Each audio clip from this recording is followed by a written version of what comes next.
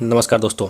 बात करने वाले हैं आज Uttar Pradesh power corporation limited की तरफ से निकाली गई बड़ी वैकेंसी की नोटिफिकेशन के बारे में, जो कि 3 पोस्टों पे निकाली गई है। बहुत ही बड़ी वैकेंसी है। जी हाँ दोस्तों, तो सबसे पहले आपको क्या करना है, सबसे पहले आपको क्रोम ब्राउजर में UPenergy.in पे क्लिक करके सीधे आपको एक टैब खुल जाएगा। इस तरह से आपको इंटरफेस सामने आ जाएगा। यहाँ जैसे ही टैब खुल के आपके सामने आएगा तो करना कुछ नहीं है। आपको इस पेज पे आने के बाद से आपको जेन्युइन नोटिफिकेशन के बारे में पता लग जाएगा कि ये जो भी नोटिफिकेशन मैं जिस जॉब के बारे में डिटेल से चर्चा करने वाला हूँ वो जॉब जेन्युइन है या नहीं है, इसके बारे में आपको विश्वास हो जाएगा। दूसरी बात, अगर आपके लिए ये जॉब है, आप इसके लिए एलिजिबल हैं कैंडिडेट, तो आप इस वीडियो को अंत तक देखें, क्योंकि इस वीडियो में मैं पूरे डिटेल से बात करता हूँ। जी हाँ दोस्तों, मैं कोई भी वैकेंसी नोटिफिकेशन मेरे साथ मेरे आता है तो मैं उस जॉब के बारे में पूरे डिटेल से बात करता हूँ। जी हाँ दोस्तों, तो आप बने रहें। आप कंपेयर कर सकते हैं अदर चैनल के साथ भी, क्योंकि मैं ऊपर बात नहीं करता हूँ, मैं जेन्युइन बात करता हूँ और पूरे रियलिटी के साथ बात करता हूँ। क्योंकि मेरे पास जो जॉब नोटिफिकेशन आती है, मैं उन जॉब नोटिफिकेशनों को अच्छी तरह से रीड करके मैं आपको बताता हूं। तो बने रहें मेरे साथ। बिना देरी किए चलते हैं टॉपिक की तरफ। और आपसे एक रिक्वेस्ट है कि आप अगर मेरे चैनल पर नए हैं तो मेरे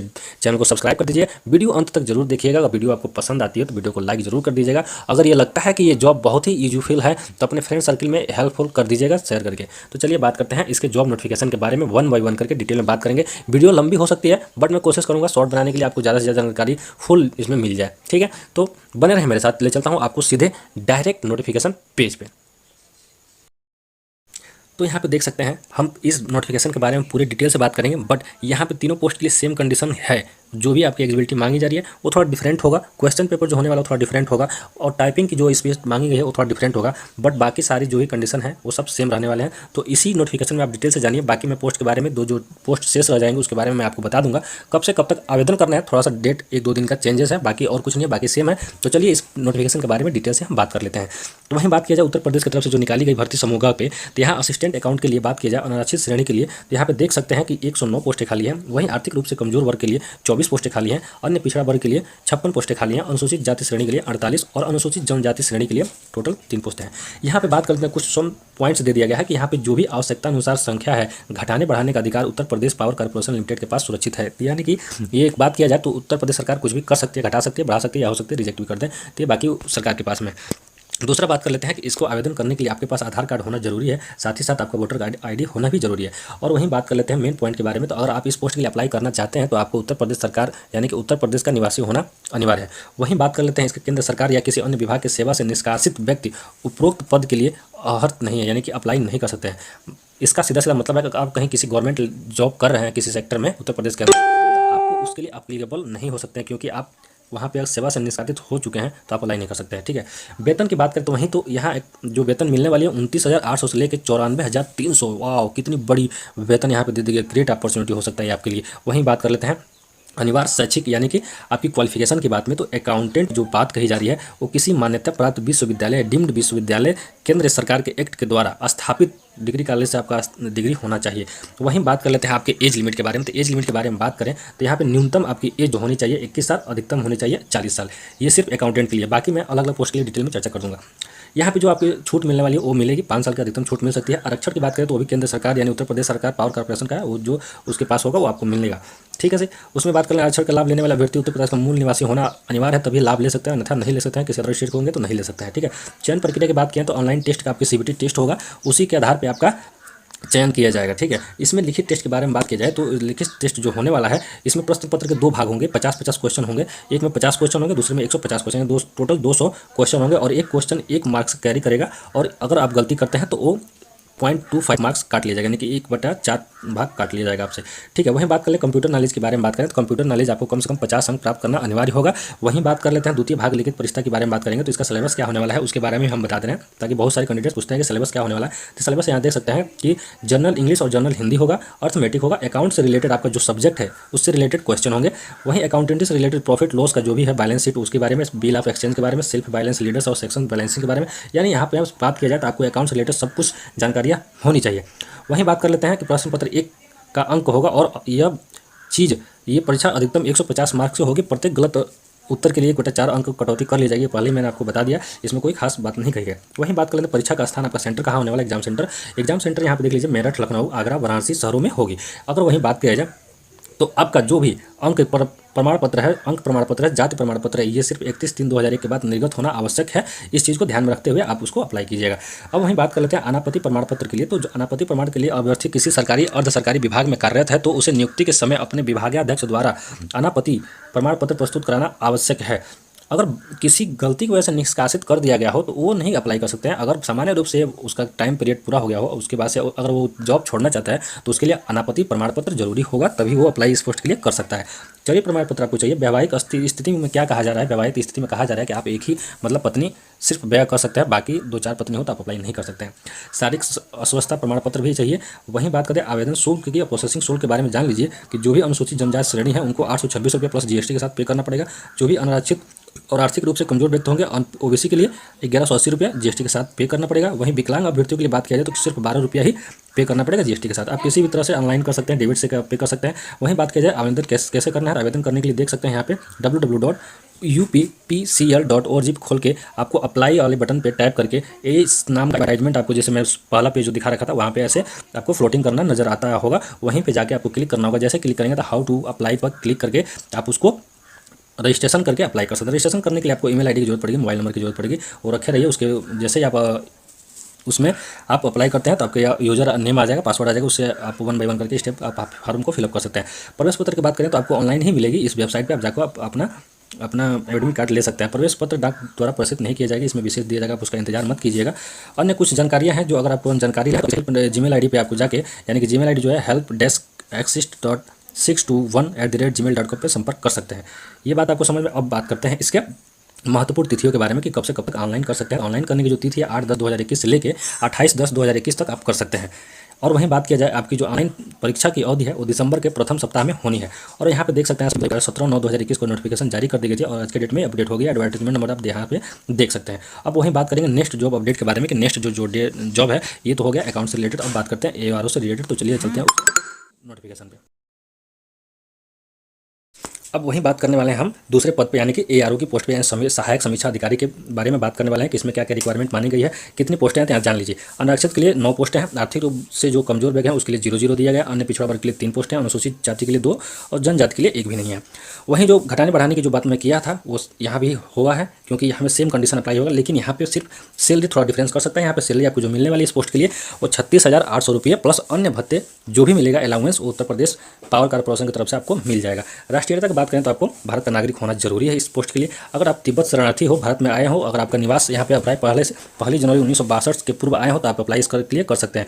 पाकिस्तान, बर्मा, म्यांमार, श्रीलंका और पूर्वी अफ्रीका यानी देश जो Kenya, Uganda, United Republic of Tanzania है, वहाँ से भी कोई समूह और ग की भर्ती के लिए, ख की भर्ती के लिए अप्लाई करना चाहता है तो कर सकता है। ठीक है, उसके लिए प्रमाण पत्र आपको जरूरी है, निवास प्रमाण पत्र। आप कब से आए हैं, कब से रह रहे हैं इस देश में, तो उसके लिए आपको जो प्रमाण पत्र चाहिए वो आपको देना पड़ेगा। अब वहीं बात कर लेते हैं इसके आयु के बारे में। तो इसका जो आयु कैलकुलेट किया जाएगा 1/7/2021 को न्यूनतम 21 साल होना चाहिए और सेम उसी डेट को जो अधिकतम एज कहा जा रहा है उसकी अधिकतम जो डेट एज है वो 40 वर्ष होना चाहिए। चरित्र प्रमाण पत्र इसमें लगेगा। साथ ही साथ बात करें स्वास्थ्य प्रमाण पत्र इसमें लगेगा। वैवाहिक स्तर जो बताया पहले उसमें सेम है, आप 1 से ज़्यादा अधिक पत्नी नहीं रख सकते हैं, अगर रखे होंगे तो इस पोस्ट के लिए अप्लाई नहीं कर सकते हैं।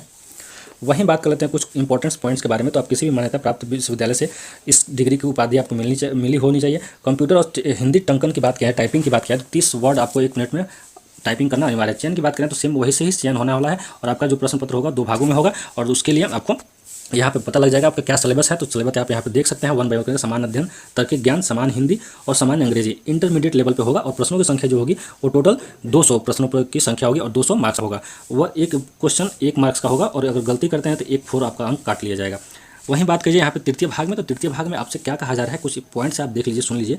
उपरोक्त द्वितीय भाग की लिखित परीक्षा में प्राप्त अंकों की मेरिट के आधार पर हिंदी टंकन परीक्षा हेतु आमंत्रित किए जाने वाले अभ्यर्थियों की संख्या का निर्धारण विद्युत सेवा आयोग द्वारा किया जाएगा। प्रतिबंध यह होगा कि किन्हीं भी परिस्थितियों में आमंत्रित किए जाने वाले अभ्यर्थियों की संख्या रिक्तियों के सापेक्ष 3 गुने से कम नहीं होना चाहिए, अन्यथा ये सब काम टूक लग जाएगा।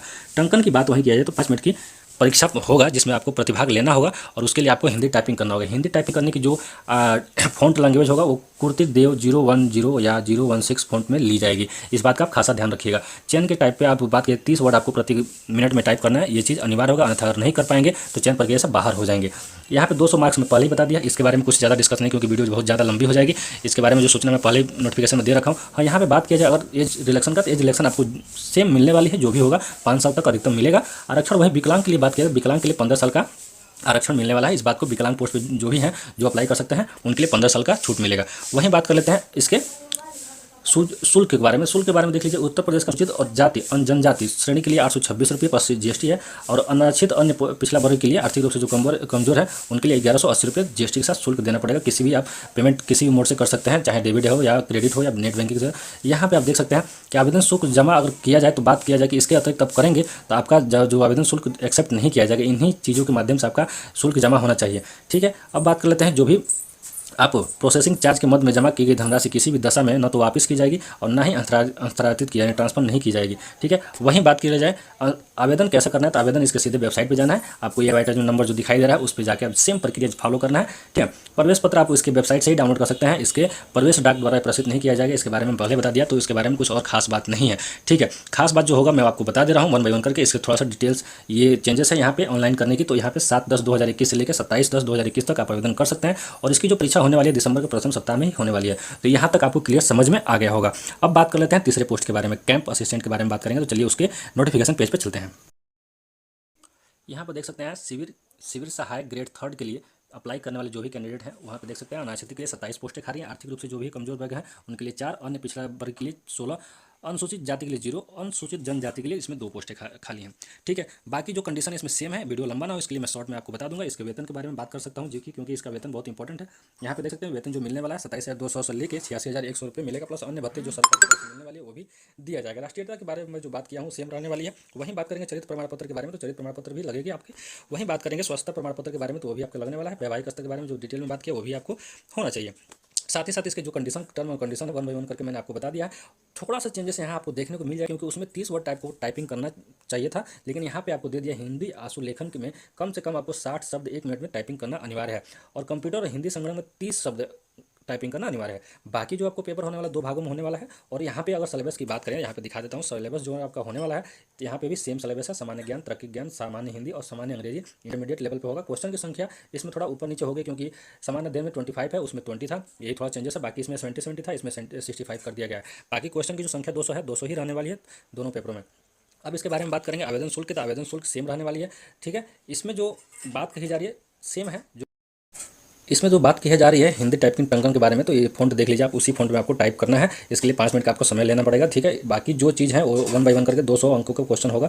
ये सब मैंने पिछले नोटिफिकेशन में बता दिया हूँ। अब बात कर लेते हैं एज लिमिट के बारे में। बात करें तो एज लिमिट यहाँ पे देख लीजिए जो काउंट होने वाला है इसमें थोड़ा डिफरेंट है। 1/1/2021 तक आपको काउंट किया जाएगा, और इसके तरह आपके 21 वर्ष होना चाहिए और अधिकतम 40 वर्ष होना चाहिए। आयु में जो छूट मिलने वाली है वो मिलेगा। विकलांग अभ्यर्थियों के लिए बात किया जाए 15 साल की छूट दी जाएगी। मैंने पिछले नोटिफिकेशन में आपको डिटेल से बता दिया था। आरक्षण जो भी मिलने वाला है विकलांगता OL, BL, PV और B अभ्यर्थियों के लिए नियमानुसार 36 आरक्षण अनुमय हो गया, यानी कि जो भी है वो मिलेगा। परीक्षा स्थान की बात करें तो परीक्षा स्थान लखनऊ, मेरठ, नोएडा, आगरा, वाराणसी शहरों में ही होगी, और परीक्षा के स्थान को बदला या घटाया बढ़ाया जा सकता है, इस बात का ध्यान रखिए। अनिवार्य तो जो पॉइंट था मैंने उसके बारे में बता दिया। ठीक है, प्रमाण पत्र, जाति प्रमाण पत्र जो भी हो निर्वहन करना है 31/3/2021 के बाद ही होना चाहिए। और बात किया जाए किसी प्रकार का गलत सूचना प्राप्त होने या देने पर बिना सूचना के किसी भी स्तर पर अभ्यर्थन निरस्त करने की और चयन प्रक्रिया से वंचित करने का अधिकार सुरक्षित है, इसके पास ये भी ध्यान में रखिएगा।